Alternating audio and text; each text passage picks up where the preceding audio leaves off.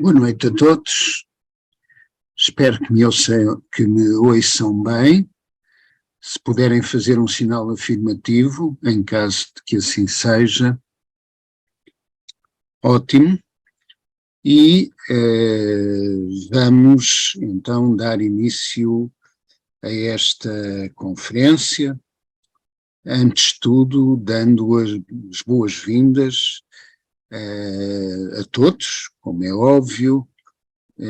Se me permitem, particularmente àqueles que já não vi há mais tempo, mas, evidentemente, recebendo ou que não conhecia até, recebendo com todo o carinho aqueles que quiseram estar presentes, e, enfim, aqueles que possam ainda chegar, visto que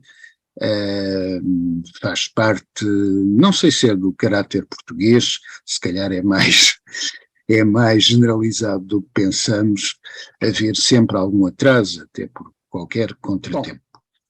A conferência de hoje tem um título singular, o problema dos mortos-vivos, e que pode suscitar aos interessados alguma perplexidade ou alguma dúvida relativamente aos temas, à temática que aqui vamos tratar.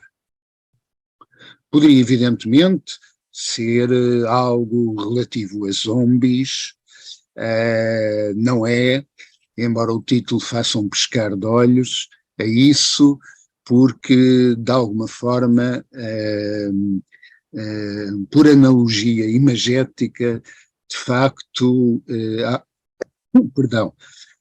muitas pessoas, e é esse o problema de que vamos falar, vivem um pouco como zombies, embora neste caso estejam vivas, entre aspas, aqui no mundo físico. Bom, mas tirando essa possibilidade, que desde já descartei, haveria duas hipóteses. Ou os mortos-vivos seriam aqueles que estão vivos em níveis suprafísicos, em outros planos existenciais e de consciência, e de como é que essa vida, quais são as características dessa existência, e até porventura da sua interação ou não com os que estão no plano físico. Esse é um tema que já desenvolvemos algumas vezes, mas que não é hoje também o nosso enfoque. Então, de que é que vamos principalmente falar? Vamos falar daqueles que, embora estejam vivos no sentido comum da palavra e vivos neste plano, no entanto, passam pela vida como se nunca tivessem despertado, como se estivessem sempre adormecidos, como se estivessem sempre, se a expressão não é muito crua, como se estivessem sempre mortos. Não deixa de ser singular que a generalidade das pessoas tem um medo bastante grande da questão da morte, tem receio de morrer. Isso, aliás, está marcado no nosso subconsciente, por isso temos um instinto de sobrevivência, não é? Por isso, cada vez que tropeçamos instintivamente da zona do inconsciente, não do supraconsciente, o que às vezes se confunde, mas é o oposto, nós pomos a mão à frente para nos proteger. Já agora que fiz este parênteses, não quero deixar de o fechar, porque nós temos a zona lúcida de consciência, que é aquela em que estamos a trabalhar atualmente, é aquela em que estamos polarizados, e na zona do inconsciente temos duas regiões. Uma região que tem a ver fundamentalmente com o nosso passado evolutivo, com aquilo que aprendemos em miríades de existências e que tornamos automatismos, e temos, no outro extremo, acima do arco habitual da nossa consciência, temos a região do supraconsciente. É o nosso futuro evolutivo. É aquilo que ainda tateamos, aquilo que temos que dominar para poder ser normalizado e estar então à nossa disposição como instrumento útil e que constitui a nossa natureza superior, em muitos de nós ainda bastante adormecida. A propósito de adormecido, embora eu nesta ocasião não vá falar tanto de espiritualidade como me é habitual em centenas e centenas, talvez milhares de aulas e conferências, não quero deixar de fazer duas referências que têm a ver com duas entidades sublimes e que quase todos aqui certamente reverenciam e que têm a ver com esta questão do adormecimento. Na verdade, é-nos tão normal estarmos dormentes que até nos momentos de grande intensidade, nos momentos em que muita coisa importante está em causa, o ser humano reage assim. Segundo o relato evangélico, que a meu ver mais do que um seu valor literal, que em muitos casos não existiu, mas no seu valor simbólico, que é sempre muito mais importante, lembrar-se-ão alguns que no Monte das Oliveiras, na noite em que iria ser preso e, enfim, depois, entre aspas, julgado e condenado, Jesus pedia aos seus discípulos para vigiarem e orarem. Afastava-se e, quando regressavam, eles estavam a dormir. Novamente fazia o mesmo pedido, novamente ele se recolhia e, passado minutos, quando voltava, mais uma vez e outra, eles tinham adormecido. Isto, já agora, por contraste, digamos assim, faz-me lembrar uma das traduções possíveis para a palavra Buda. Não é? Falámos de um grande mestre ocidental, falaremos agora de um grande mestre oriental, do último Buda histórico, do último Buda perfeito em termos históricos, o Buda Gautama, Siddhartha Gautama, ou Sakyamuni. Ora, Buda, tendo interpretações como o iluminado ou o sábio, não é? Sobretudo nos últimos tempos, é considerado Buda como significando aquele que está desperto. O que é exatamente o oposto daquilo que acontece com grande parte de nós. E de tal forma nós passamos pela vida pela vida física, sem quase a chegarmos a viver, é o facto de haver muitas pessoas que estão fartas de viver. E estão fartas de viver, atenção, não porque anseiem por planos mais subtis, com menos oposições, embora a oposição seja dialeticamente importante e nos obrigue a progredirmos, nos obrigue a fazer apelo às nossas capacidades, aos nossos poderes ainda meramente latentes. Dizia eu, há muitas pessoas que não tendo nada a ver com querer uma existência em planos mais subtis, o que aliás de certa forma é indevido. Temos que cumprir o nosso próprio dever, a nossa própria lei, o nosso próprio Dharma, o Swadharma, aquilo que é utilizado em escolas filosóficas da Índia, Dharma, dever, lei, mas Svadharma é o Dharma, a lei, o dever aplicado ao momento evolutivo de cada um. E se o nosso próprio Dharma, num determinado momento, perdão, é estarmos encarnados no plano físico, pois há que o cumprir, daí que o suicídio não seja nunca uma boa opção. Bom, mas, dizia eu, há pessoas que estão fartas de viver e nem sequer pensam, julgam inexistir qualquer vida suprafísica, ou ainda que admitam existir, não lhes interessa, porque continuariam fartas de viver.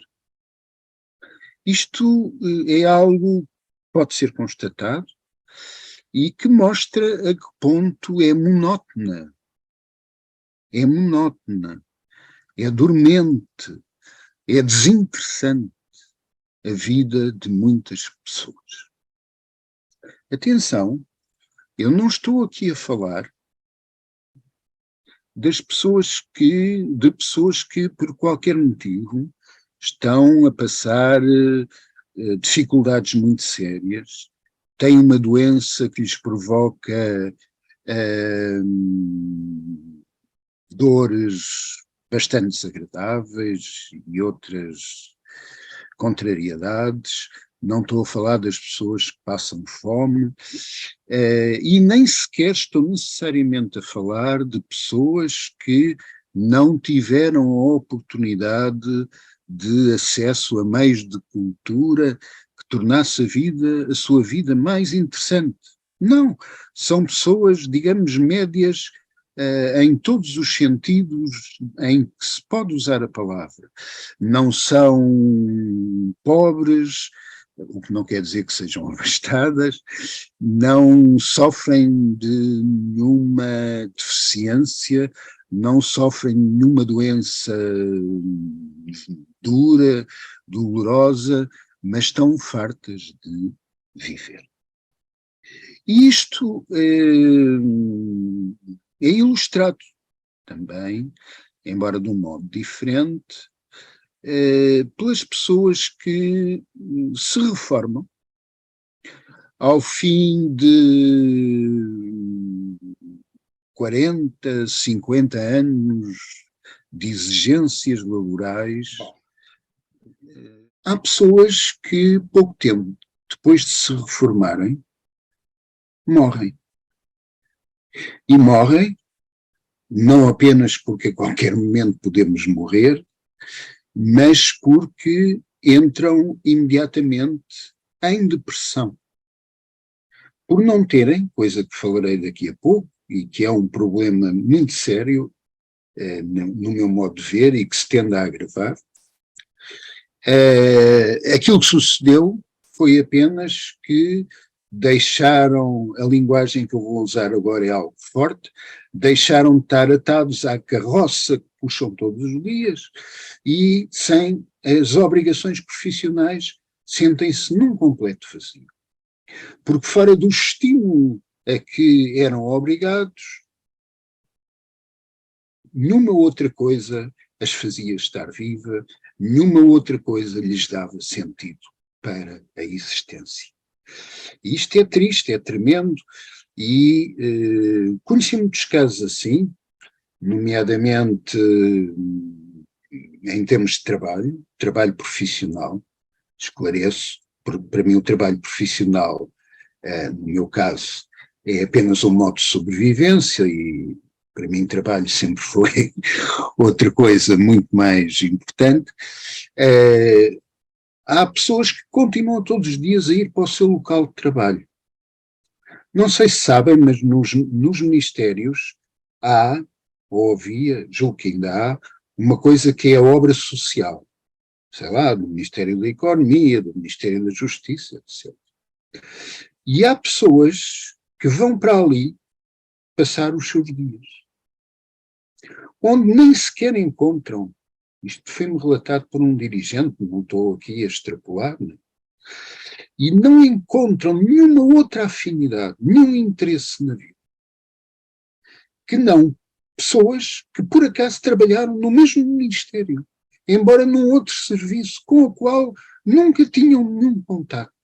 E a única coisa que as motiva para preencher o seu dia é ir para um ministério onde há pessoas que nunca conheceu, mas que por acaso trabalhavam nesse mesmo ministério. E quando disse há pouco que pessoas que tiveram acesso à cultura, que não sofrem dificuldades de qualquer tipo, também sentem a monotonia da vida, fora de obrigações profissionais, têm este tipo de reações. Eu aposto que haverá aqui uma proporção relativamente interessante, relativamente importante, significativa, de pessoas que já me ouviram contar esta história e peço imensa desculpa para eles, mas sempre me parece um bom exemplo. Eu tive uns conhecidos, não chegaram a ser amigos propriamente, aliás o contacto foi escasso, um casal, e a certa altura ele ficou doente e teve que estar umas semanas em casa. Bom, e agora o relato era este. Ele estava a entrar em depressão. Aliás, uma coisa que se ouve muito, só de colegas que tive, quando estão uma semana em casa, já tinham visto, passado todos os canais de televisão e estavam a entrar em depressão.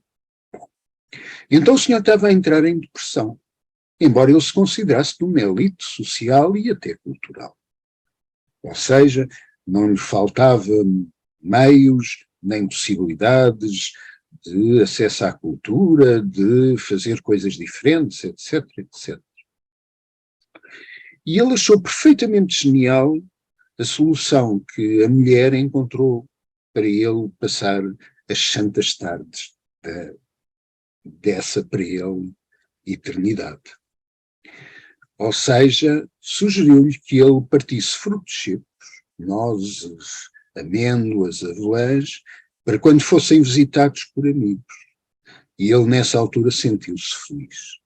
E novamente, e passou então o que lhe restou desse período de baixa, de doença, a partir nozes, a partir amêndoas, a partir avelãs. Nada contra, mas que não tenha ocorrido nada mais interessante do que isso, mostra, a meu ver, a dormência, entre aspas, a morte,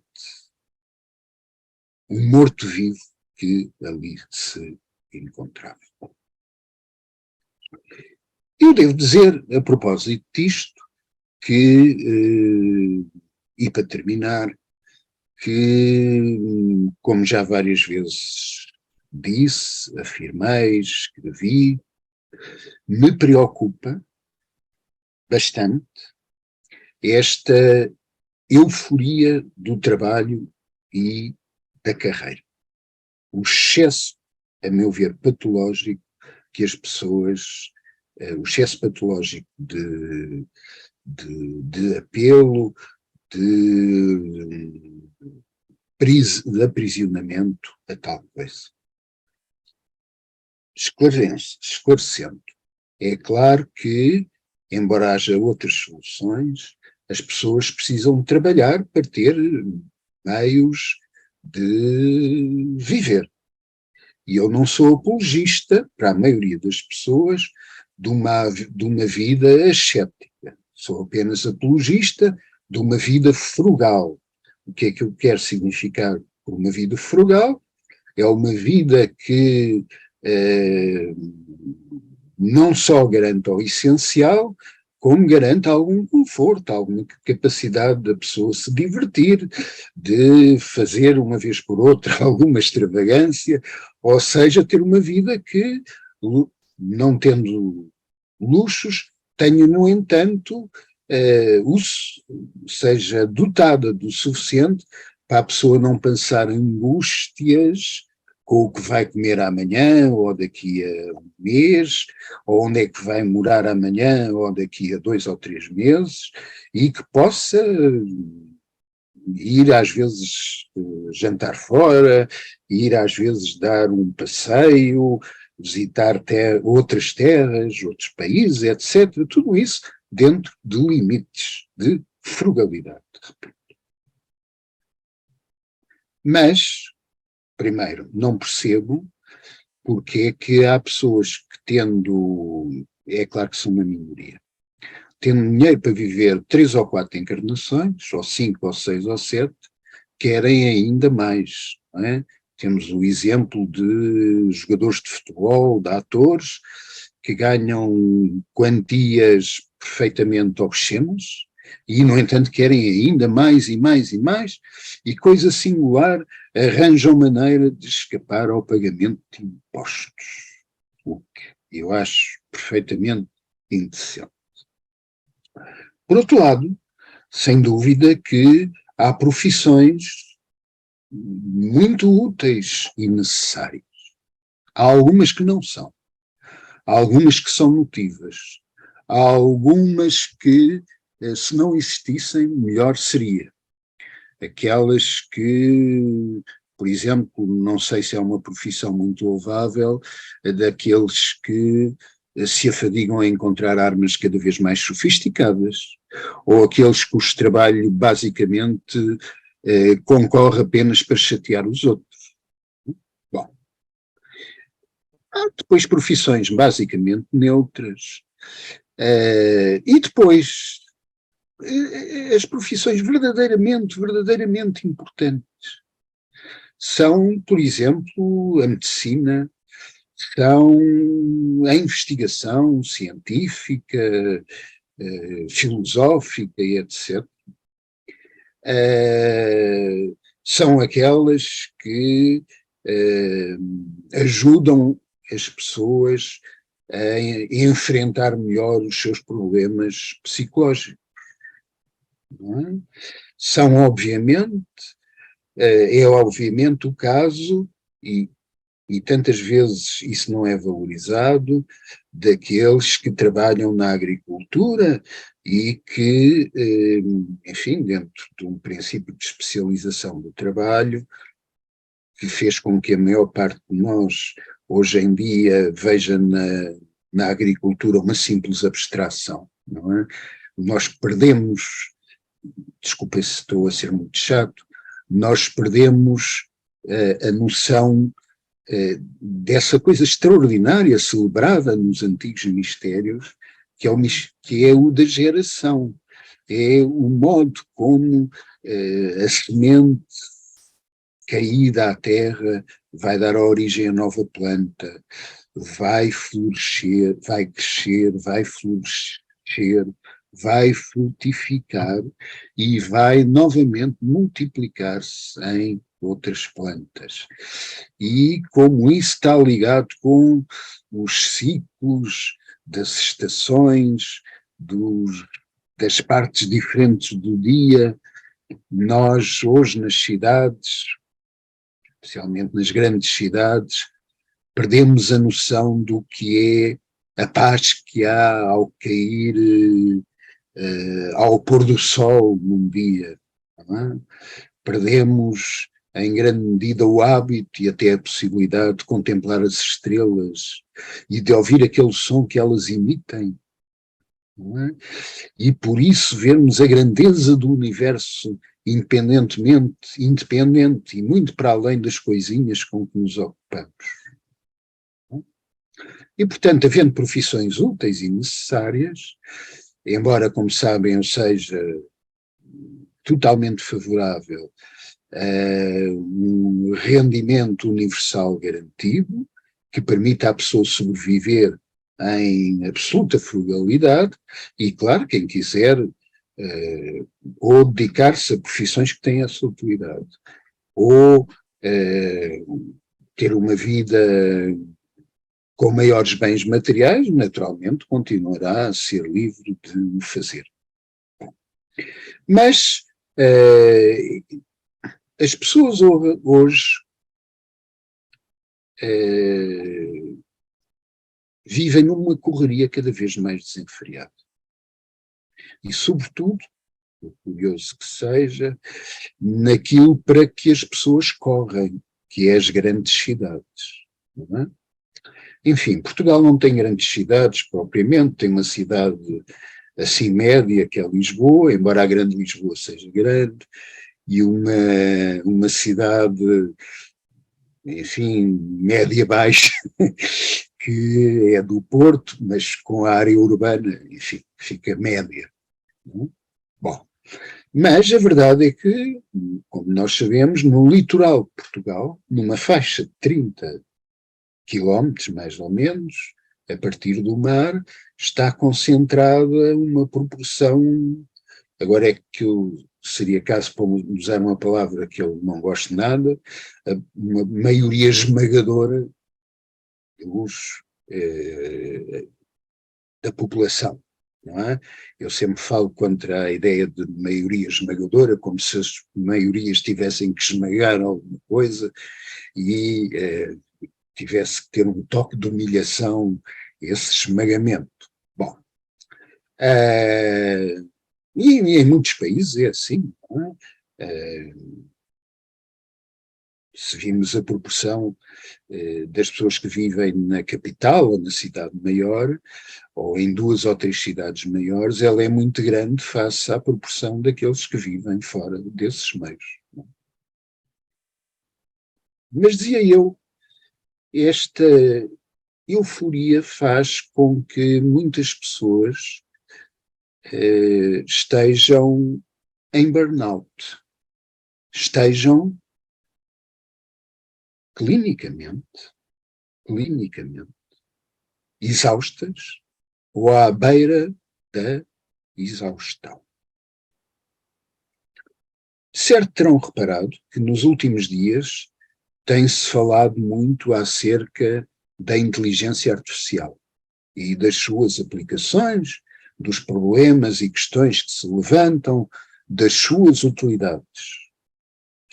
Eu fiquei, digamos, perturbado quando verifiquei que, para já, a principal aplicação é fazer com que empresas tenham mais lucro.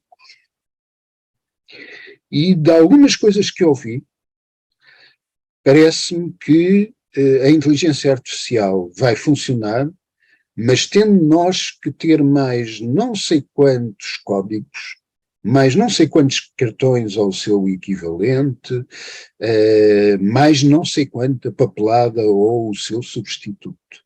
Não é? Nós todos sabemos aquilo que é hoje a aventura tremenda que é, pelo menos para mim, ligar o telemóvel, ligar o mail de manhã e também o telemóvel, não é?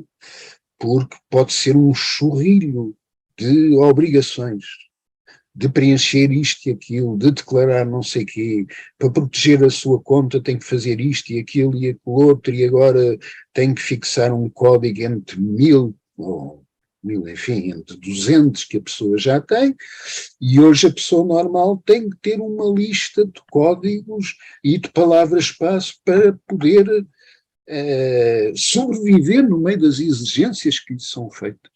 Não é? E vi hoje que a inteligência artificial, com tudo o que possa ter de fascinante, também de problemático, vai servir para multiplicar isso ainda mais. Bom,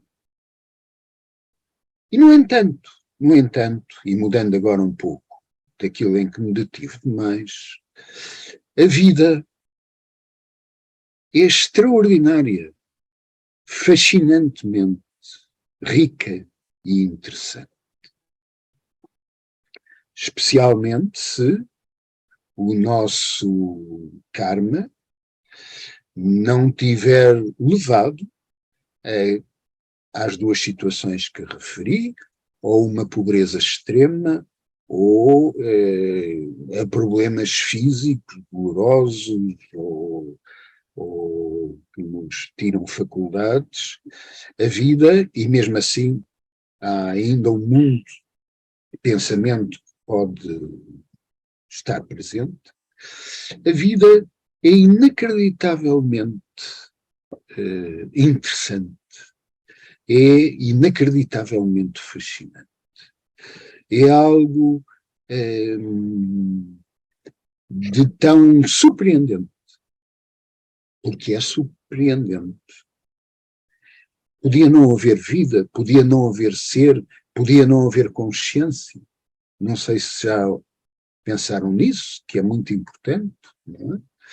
Teoricamente, seria pelo menos tão provável como haver, ou segundo alguns até mais provável não haver, se pensarmos que, não digo já o desenvolvimento da vida, mas o desenvolvimento da consciência, a existência de consciência e o seu desenvolvimento, no tipo de consciência que é a humana, teria sido fruto mais ou menos de um acaso, não é? Ou de um conjunto de circunstâncias fortuitas e que constituiriam um grande acaso. Bom, e eu hoje estava a pensar nisto e lembrou-me de um pequeno excerto de um poema de Fernando Pessoa, do seu heterónimo, de que eu gosto tanto, Álvaro de Campos. E a certa altura do seu poema, A Passagem das Horas, salvo erro escrito em 1916, ou 1914, e já agora, e por curiosidade, foi salvo erro o ano em que ele começou a traduzir livros teosóficos, sendo que não se sabe exatamente quantos traduziu, porque alguns têm o pseudónimo Fernando de Castro, que tem o nome Fernando de Castro, não é certo se não foi um pseudónimo que ele usou. Mas bem, a certa altura, diz ele, é um certo muito pequeno de um poema bastante grande e muitíssimo belo, é uma obra poética magnífica, como tantas outras que escreveu. Diz ele então, porque de tão interessante que é a todos os momentos, a vida chega a doer, a enjoar, a cortar, a roçar, a ranger, a dar vontade de dar gritos, de dar pulos, de ficar no chão, de sair para fora de todas as casas, de todas as lógicas e de todas as sacadas, e ser selvagem para a morte entre árvores e esquecimentos, entre tombos e perigos e ausência de amanhãs. Não é? E de facto, é tão interessante a vida que chega a dar vontade de roçar e de ranger e sobretudo sair para fora de todas as lógicas menores, de todas as habitações, ou seja, os corpos em que estamos limitados, as circunstâncias nos limitam, e ir para fora de todas as sacadas para partilharmos a nossa alegria ao mundo e proclamar ao mundo que há motivos para uma profunda alegria. Nem sempre para a felicidade, que é efêmera, circunstancial e de circunstâncias que não controlamos, mas para aquilo que é a bem-aventurança. E, de facto, a vida é uma oportunidade extraordinária para amar.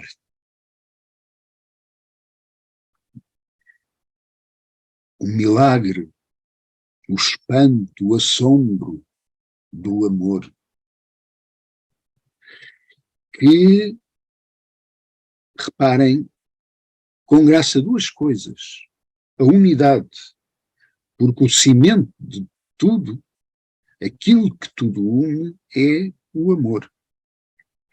Mas, ao mesmo tempo, a multiplicidade, a dualidade e a multiplicidade. Não é? Se não houvesse alguma diferenciação, não haveria o amor tal qual o concedemos, como relação de algo com algo que distinguimos de nós, com outras pessoas, animais, com a natureza, as plantas, etc., com as circunstâncias, não é? Com aquilo a que temos afeto, mais razoável ou menos razoável, mas sem dualidade e o cimento da unidade, do monismo, não poderia haver isso que chamamos e que tanto prezamos amor. Infelizmente, é claro, muitas vezes nós usamos essa palavra de uma forma leviana, não é? É muito proclamado, as pessoas falam muito de amor, nós falamos muito de amor, as músicas falam, 90% delas, ou 80% falam de amor, mas basta olhar à volta para saber que estamos ainda muito longe disso. E já agora, o amor verdadeiro é exigente. Também isto já várias pessoas aqui me ouviram, mais que uma vez. Há uma frase muito conhecida atribuída a Jesus, que é: amai-vos uns aos outros. Isto dizem as pessoas com alguma facilidade, mas a frase tem uma segunda parte: como eu vos amei. E isso já é uma coisa muito, muito mais séria e muito mais exigente, não é? É como o oráculo de Delfos. Também, normalmente, é repetido por metade. Conhece-te a ti mesmo. Mas falta a segunda parte. E conhecerás o universo e os deuses.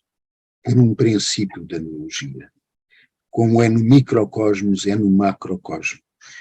E o macrocosmos é o modelo do microcosmos.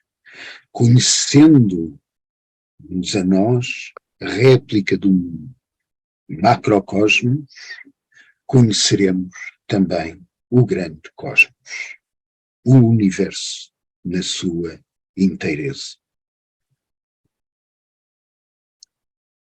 E a vida propicia-nos a oportunidade sublime de criar.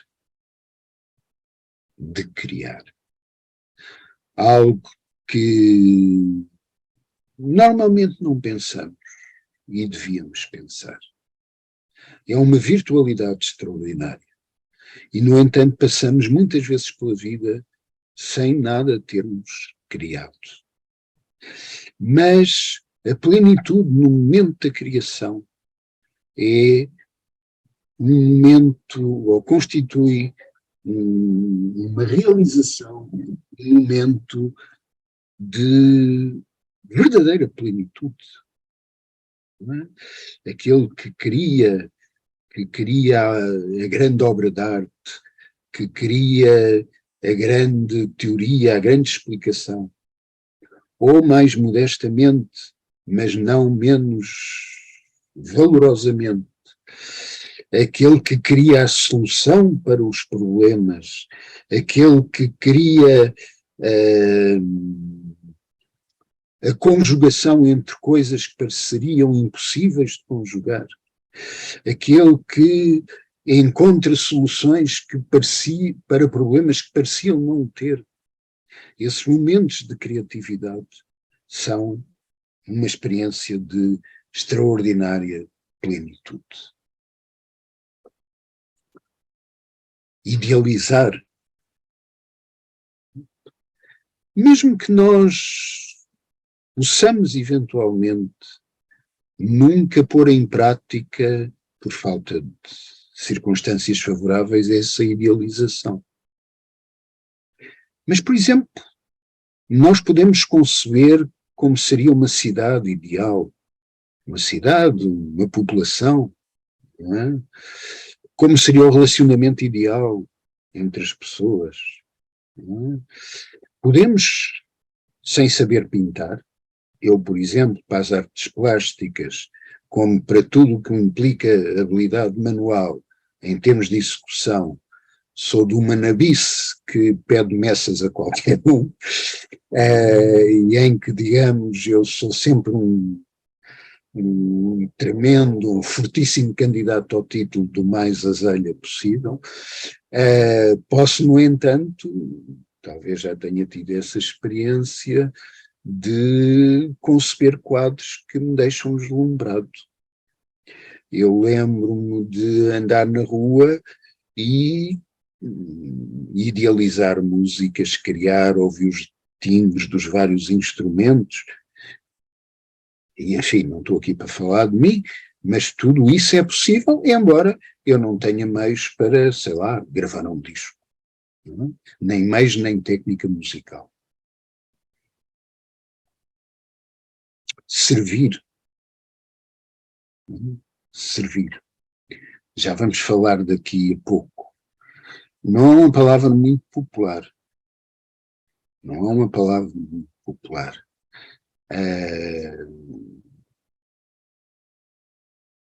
Há toda uma revolução contida nas palavras de Jesus, quando terá afirmado, eu não vi para ser servido, mas sim para servir. Nós normalmente pensamos no contrário. Sirvam-me. Agora, eu servir ao bem comum, servir a uma obra meritória, servir ajudando aqueles que passam dificuldades, isso é algo que realmente nos passa menos pela cabeça e que muitas vezes afastamos como um pensamento incómodo que por qualquer razão passou por aqui, pela nossa cabeça, não se sabe bem porquê e melhor seria não ter passado, não é? No entanto, há uma beleza sublime em servir e em lutar pelos mais nobres ideais. Aqui as pessoas pensam por vezes, mas nós somos tão poucos. Somos tão poucos os que podem de alguma forma ter esses mais nobres ideais. Pois é difícil. Eu iria dizer uma frase que digo muitas vezes, não estamos aqui para coisas fáceis. As coisas fáceis são monótonas, são desinteressantes. E sobretudo há uma beleza extraordinária. Também aí diria uma plenitude. Quando nós sabemos que somos poucos e que muitas dificuldades de todo o tipo se nos oporão, no entanto, ousamos.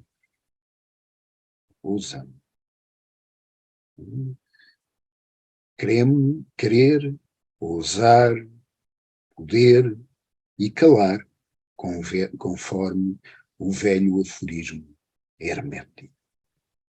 Ousar.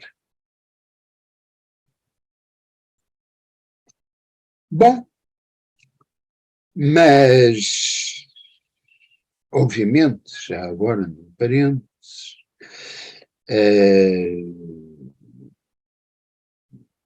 em termos de atividade do Centro Lusitano, o estudo e a prática da espiritualidade, tendo como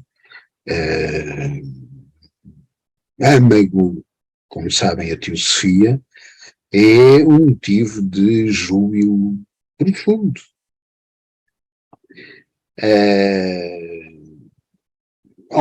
Há momentos em que parece difícil. É quando parece difícil que é preciso persistir, e depois chega o momento em que se transforma num prazer, numa satisfação sempre presente.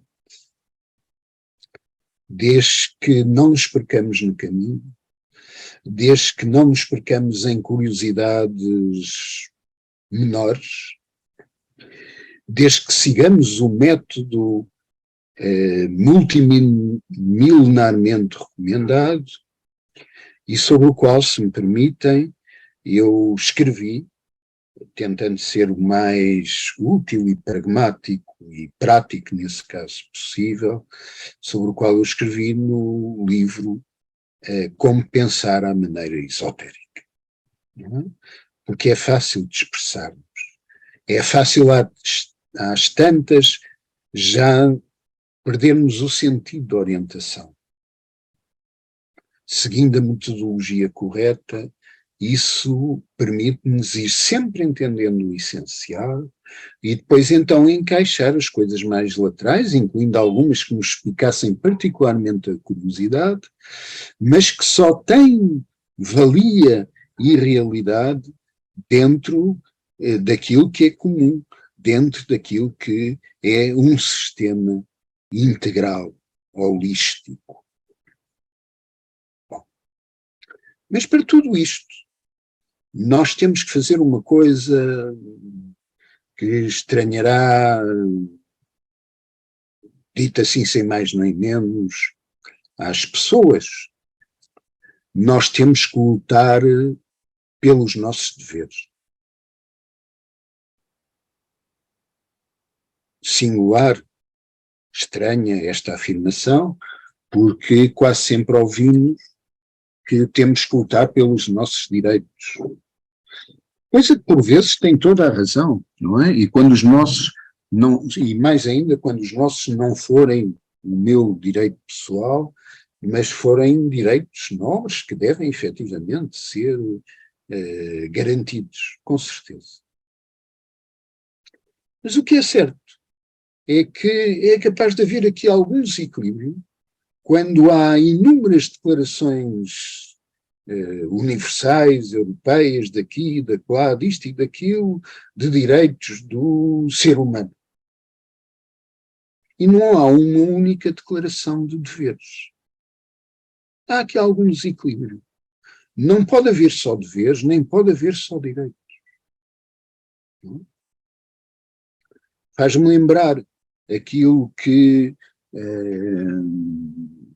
certa forma, se passa nas escolas, tanto quanto creio, do que ainda assisti, e provavelmente será hoje mais extremado. Lembro de tempo em que dei aulas e os alunos recebiam, no início do ano letivo, uma folha com tudo aquilo que tinham direito. Mas não havia nenhuma referência aos deveres que tinham. Não é? E isto, a meu ver, se tendo a utilidade de prevenir contra tiranias da parte de alguns professores, e aqueles que têm assim cabelos brancos como eu ainda se lembrarão desses tempos, em que era o oposto, o aluno só tinha deveres, tinha o dever de estar calado, tinha o dever de obedecer, e os professores tinham o direito até de dar reguadas e isso tudo. É? Passou-se de um extremo para o outro, onde há um desequilíbrio entre direitos e deveres, algo não está correto. Então, nós devemos lutar pelos nossos direitos, ou, se quisermos, pelos nossos poderes, deveres, não? Em termos jurídicos, por muito que teste, mas cá fica. O que é um poder-dever? O caso mais típico é o poder paternal. Não é? É um direito, mas é um direito que existe e que deve ser exercido inteiramente no interesse daquele, filhos ou alguém sobre quem recaia, sobre quem, e que, digamos, é a contraparte do direito. Não é? Mas aí há um equilíbrio, de facto, porque o direito do poder paternal é, sobretudo, ou é também e sobretudo, um dever. Não havendo esse equilíbrio, pensando nós só em direitos, algo falha. O nosso coração está endurecido. O nosso egoísmo prevalece. Prevalece quando pensamos apenas em venha a mim, mas não pensamos naquilo que podemos dar. E, portanto, já agora, eu acho que seria excelente que houvesse também uma declaração universal dos direitos do ser humano. Mas como não há, assumamos nós os nossos deveres. Os deveres de ser solidário, os deveres de ser compassivo, o dever de conquistar luz para a partilhar, o dever de criar algo que suscite e que toque o melhor de cada ser humano. Claro que grande parte das coisas que eu estou aqui a dizer são bastante impopulares. Não é?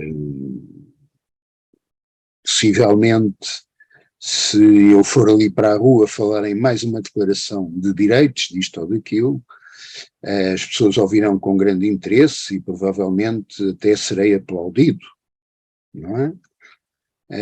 Se falar numa declaração de deveres, as pessoas olhar-me-ão com estranheza, a sua reação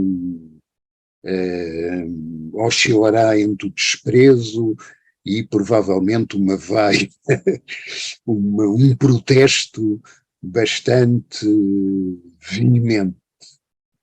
Não é?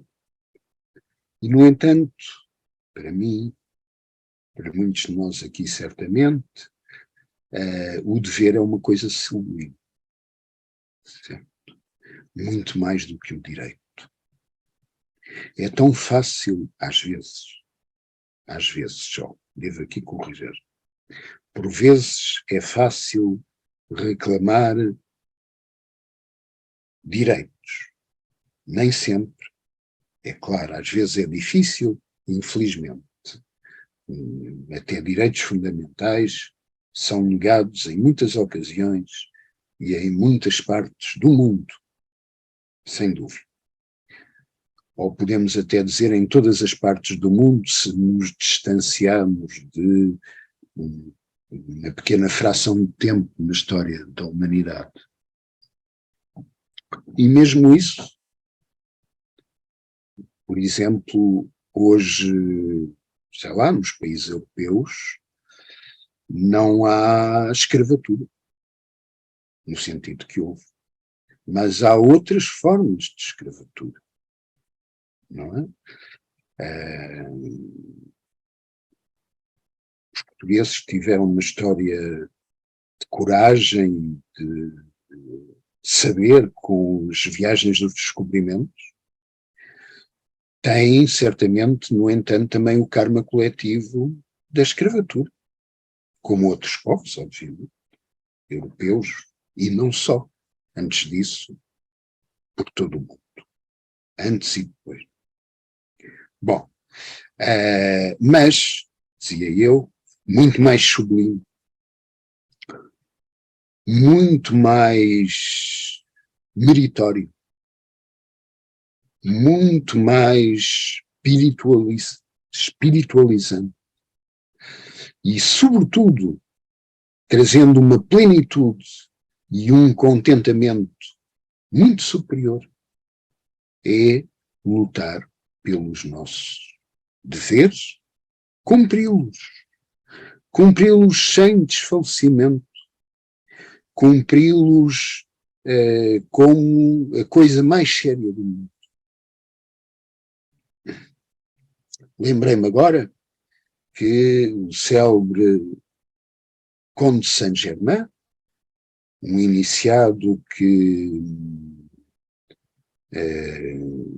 surpreendeu a Europa, especialmente a França, nos séculos XVIII e XIX, uma vez, falando com o rei de França, ainda havia monarquia, disse-lhe: Conde, eu não entendo as vossas ideias, as suas ideias, elas são muito complicadas, não consigo entender. E Saint-Germain disse: não, elas não são complicadas. Só que, infelizmente, para Vossa Majestade, o alinhamento dos pares para o baile que vai haver hoje na corte é muito mais importante do que a paz na Europa.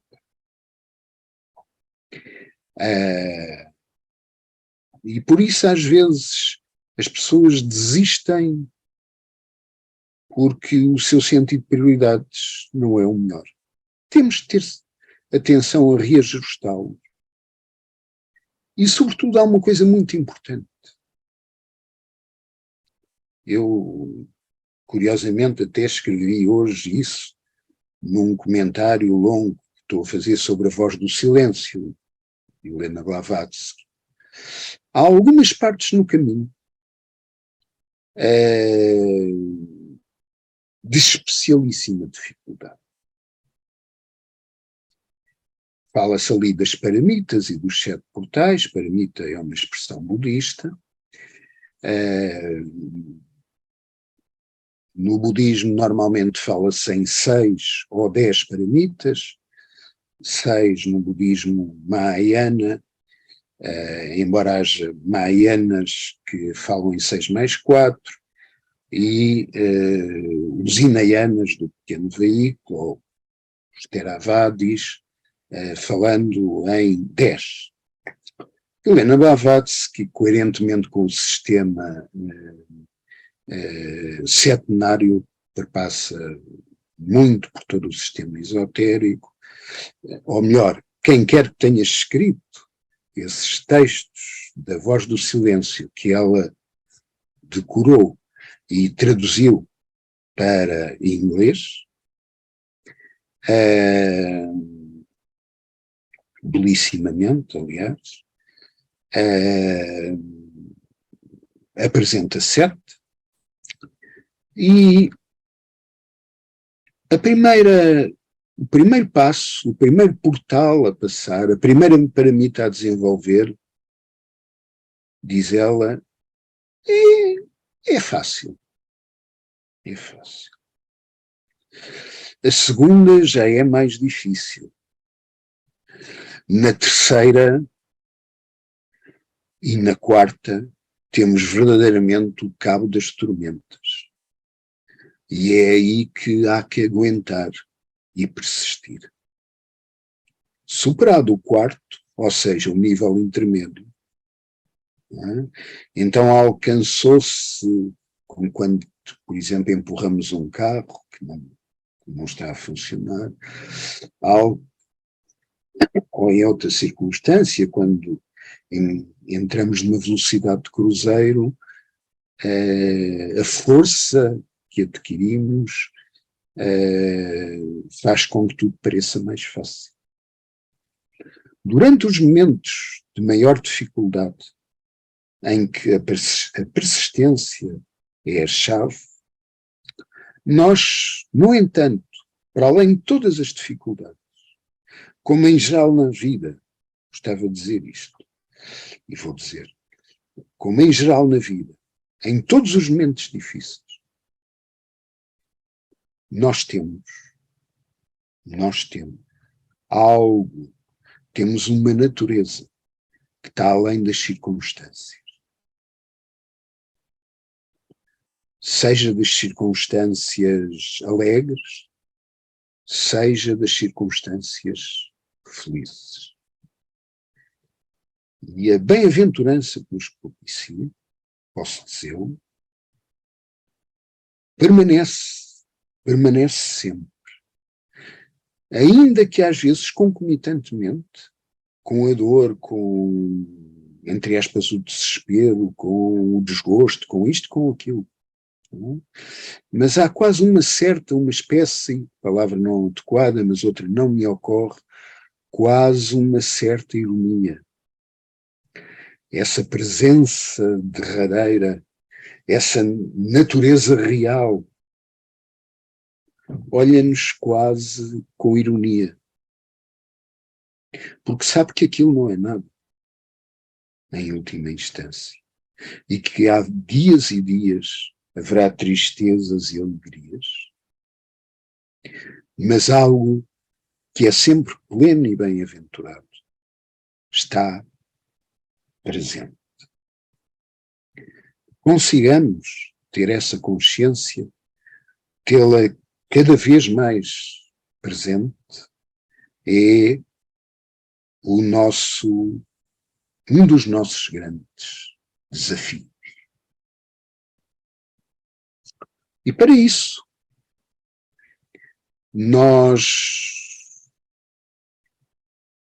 temos o dever de assumir a nossa herança.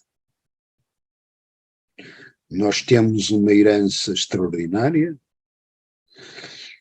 procuramos a riqueza e a abastança e a abundância por todo o mundo, fora, nós cavacamos a terra, nós patifamos a terra, nós esgotamos o nosso cérebro, nós exaurimos à procura de tesouros ou de riquezas imensas.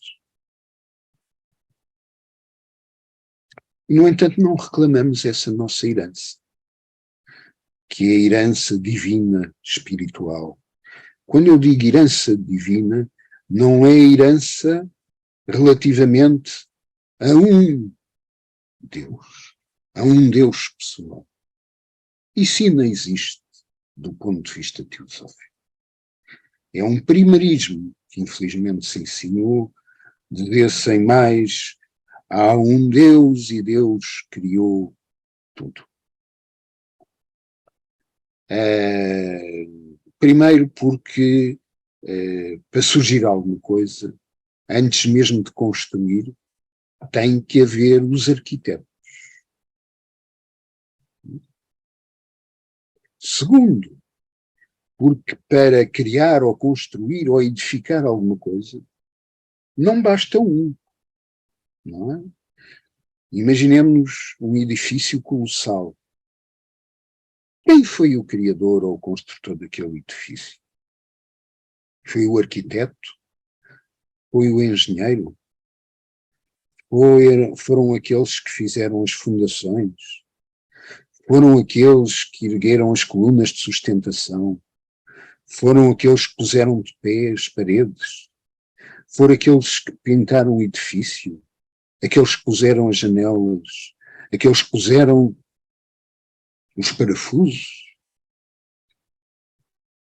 Foram todos. Certo? Por isso, a sabedoria antiga, a sabedoria eterna, modernamente, contemporaneamente, desde 1875, expressa na teosofia, sempre falou de uma coletividade de construtores ou de criadores.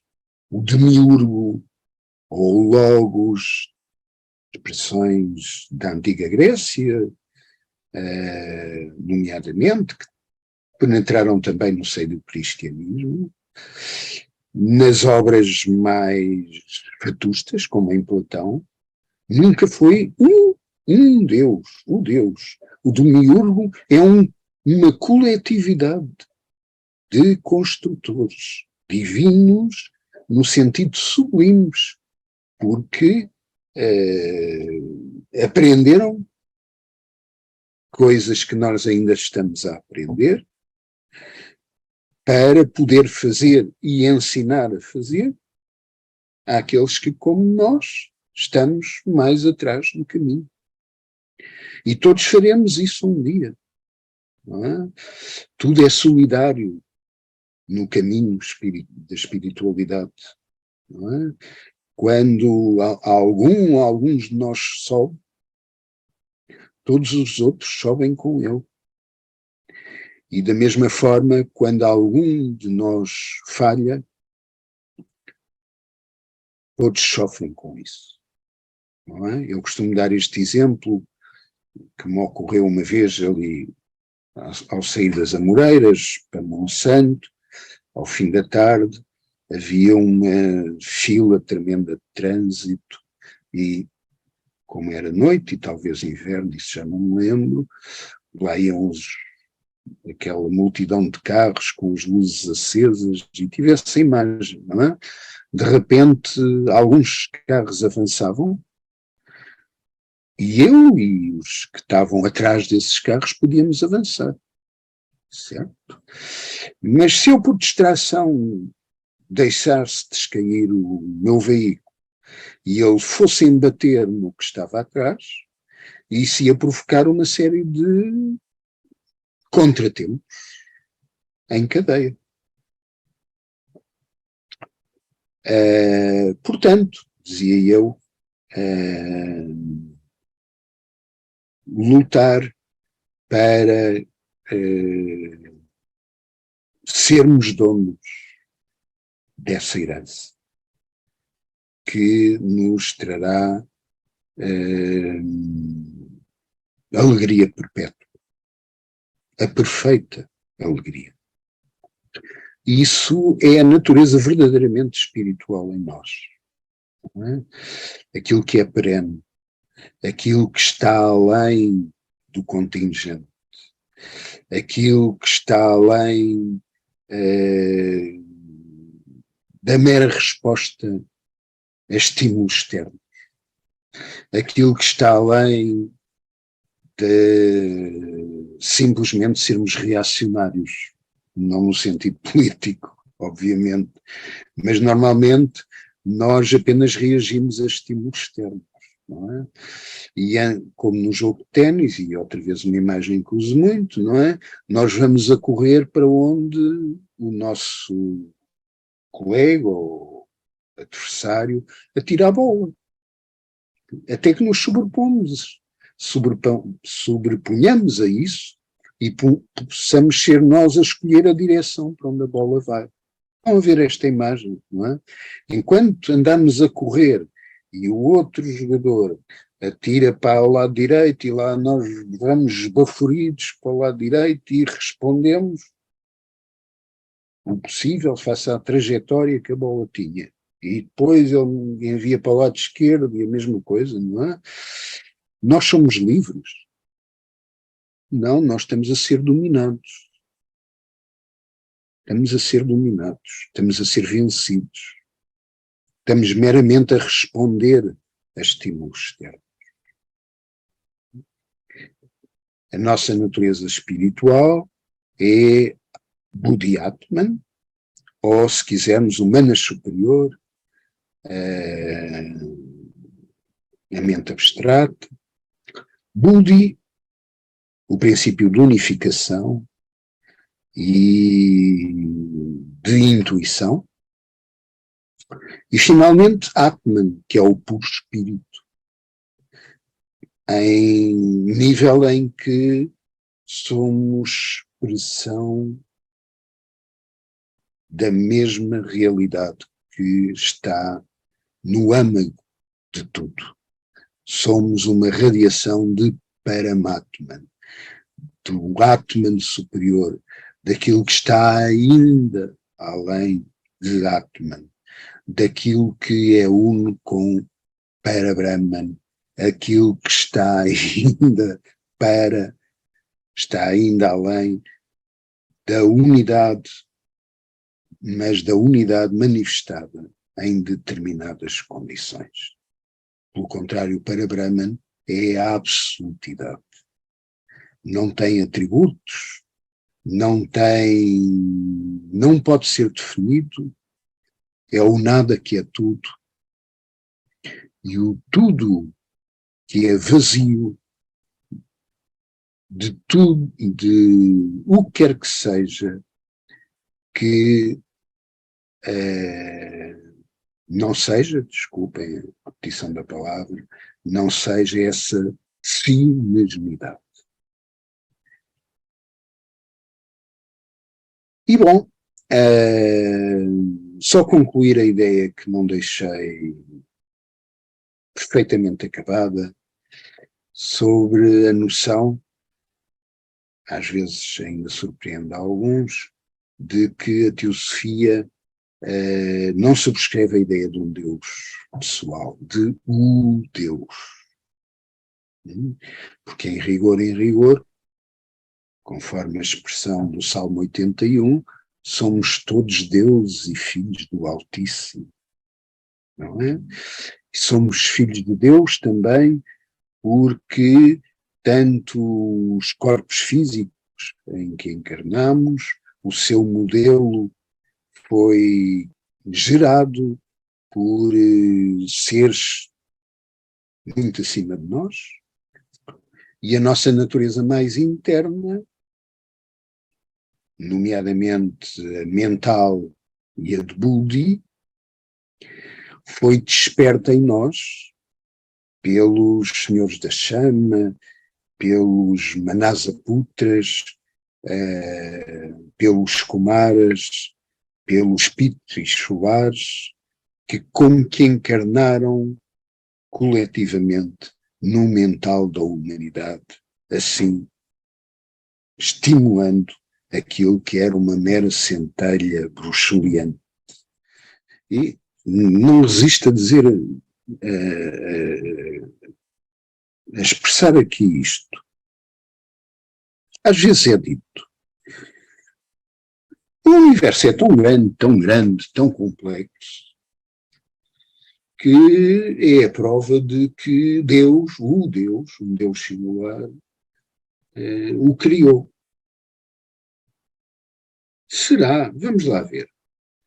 Nós nunca tínhamos visto uma cidade grande ou média. Tínhamos vivido sempre em meios campestres e, enfim, até precários. Não é? Porque o facto de ser campestre não significa de modo algum que seja precário e, aliás, em muitos aspectos é bem mais saudável. E de repente chegávamos a uma grande cidade, imponente, cheia de complexidades, com edifícios por todo lado, alguns de tamanho colossal, com comboios, alguns a andar lá no alto, não é? Com automóveis, com isto tudo, bom ou mau. O que é que seria normal? E nós pensamos, espera, isto é muito grande, portanto foi só feito por uma pessoa. Ou seria mais normal pensarmos, isto que é tão grande e tão vasto, foi feito por uma coletividade vasta de pessoas, mesmo que umas com funções mais diretivas e outras com funções mais de executores. Salvo o devido respeito e melhor opinião, quem pensa de modo diferente, eu creio que a segunda opção seria, no mínimo, muitíssimo mais lógica.